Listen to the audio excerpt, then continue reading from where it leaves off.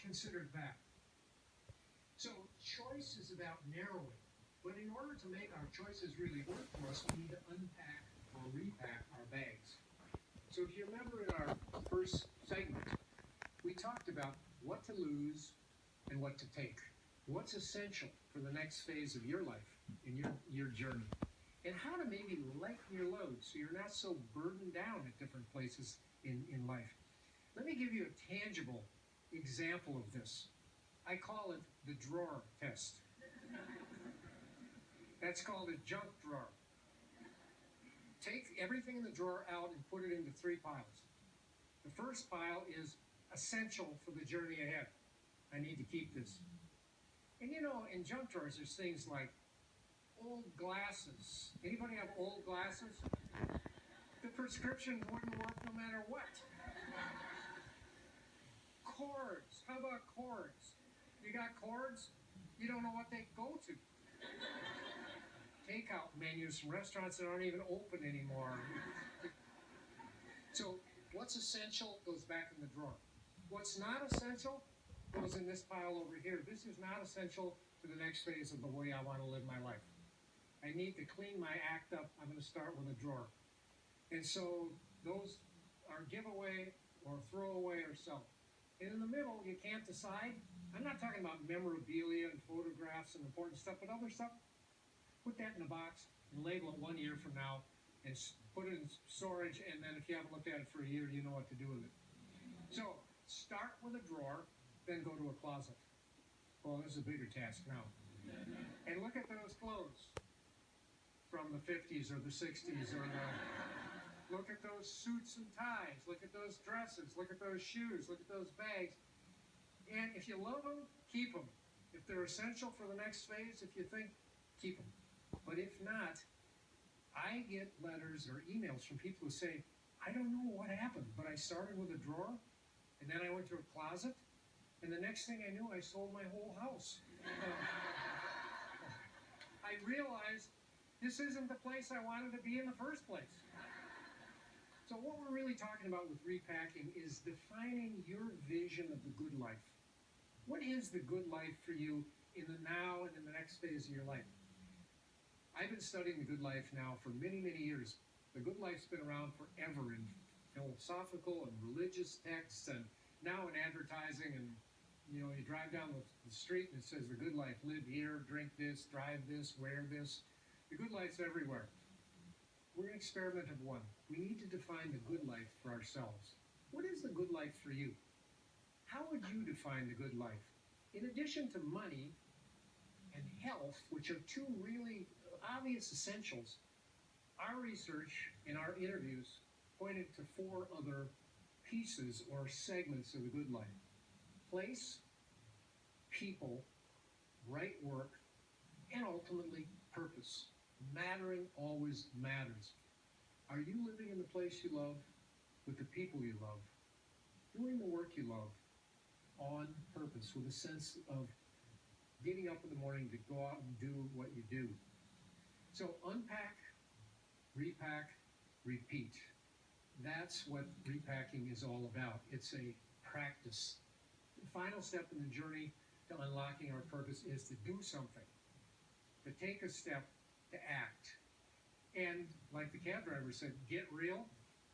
You may be saying, get real right now. That, I still haven't figured out my purpose. I still haven't figured out my version of the good life yet.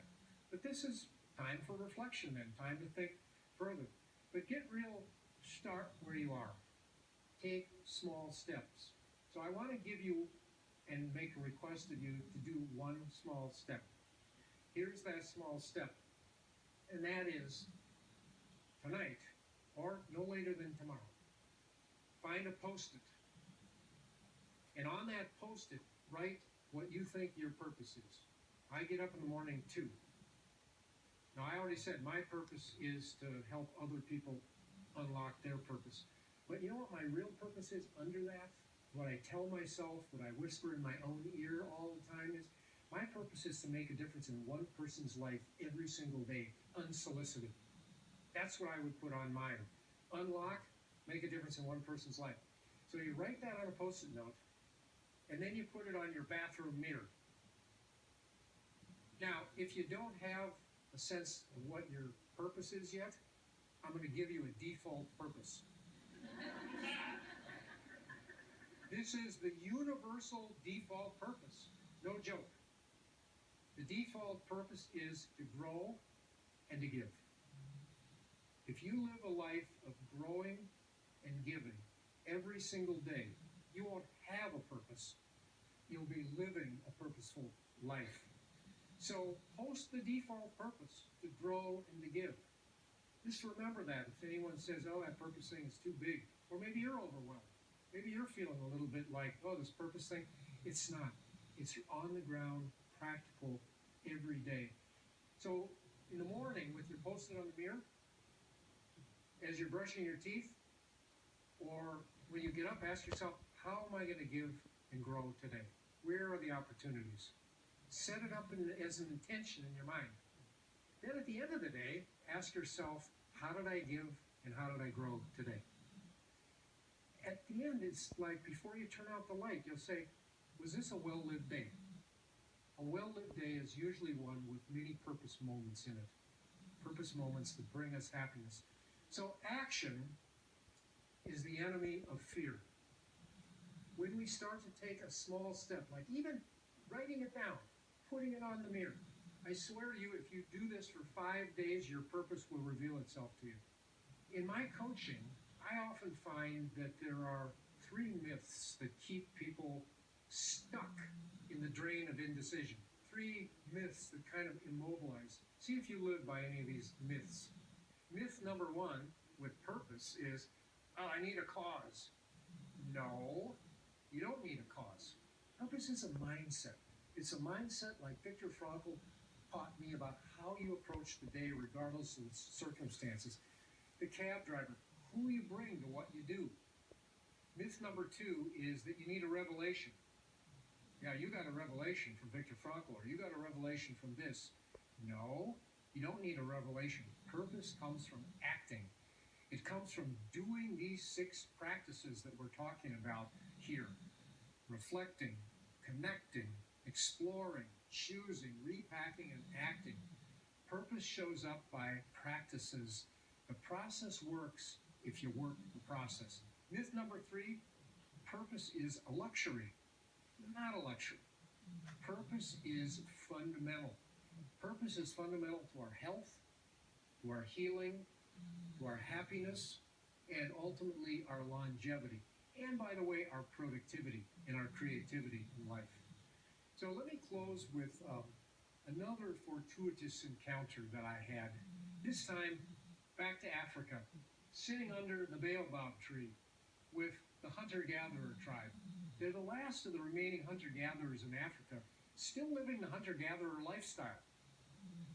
What that means is they own nothing and they share everything.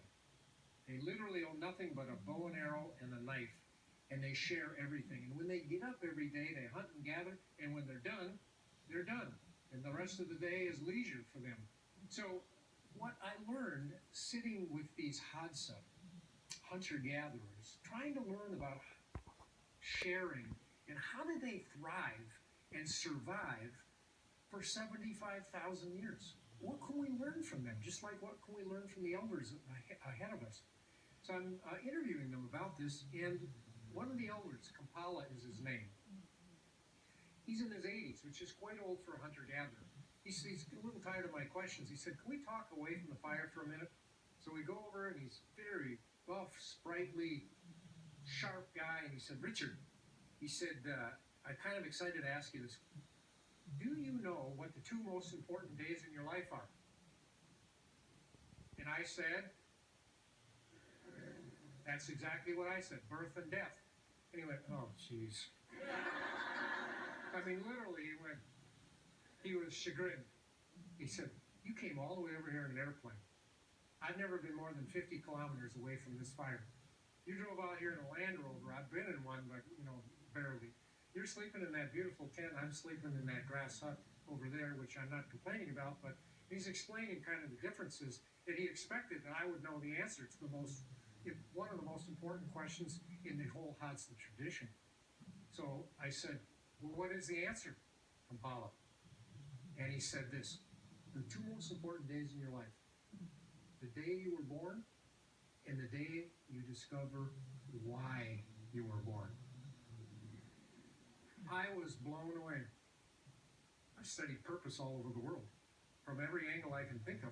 Here's one of the original people who's never been more than 50 kilometers away from where we're standing, giving me the same wisdom that Frankl, that the elders, that research shows. He said, when you come to the discovery of why you were born, the reason you get up in the morning, what are you here to do, how do you fit into the community, that's the second most important day in life here.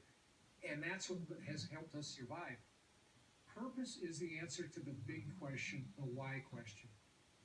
Why am I here? Why do I get up in the morning? Your reason for being. And purpose is fundamental. It's fundamental to human life. It's fundamental to our health. We live healthier lives when we have a reason to get up in the morning. We heal faster when we have a reason to get up in the morning. We tend to live longer, and we're happier. How about that for a combo? So, my purpose is to help people unlock their purpose. I hope that I have helped you unlock yours. If I have, it will have been a very well-lived day for me. Thank you very much.